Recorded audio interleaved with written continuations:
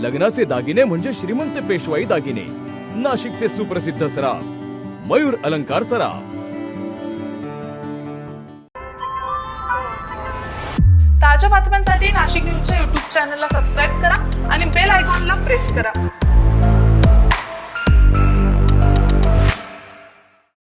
सिन्नरमधील कुंदेवाडी येथील एका घरात स्वयंपाकघरातील धान्याच्या डब्यात लपवलेला नायलॉन मांजा जप्त करण्यात आला असून संबंधित दोघांविरोधात गुन्हा दाखल करण्यात आला आहे। जीवघेण्या नायलॉन मांजा विरोधात पोलिसांनी कडक कारवाई सुरू केली असून मांजा विक्रेते पोलिसांच्या रडारवर आहेत। नायलॉन मांजामुळे दरवर्षी अनेक निष्पाप नागरिकांना आपला जीव गमवावा लागत आहे, तर काहींना कायमस्वरूपी अपंगत्वाला सामोरं जावं लागतंय।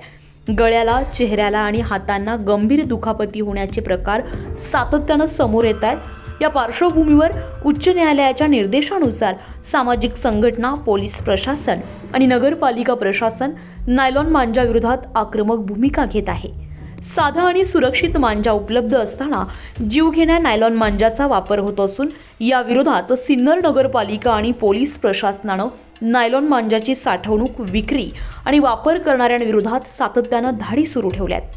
नागरिकांनी नायलॉन मांजाची विक्री किंवा वापराबाबत माहिती असल्यास प्रशासनाशी संपर्क साधावा असं आवाहन करण्यात आलंय।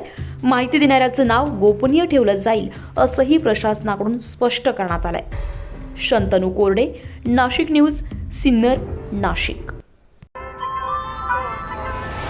ताज्या बातम्यांसाठी नाशिक न्यूजच्या YouTube चॅनलला सबस्क्राईब करा आणि बेल आयकॉनला प्रेस करा।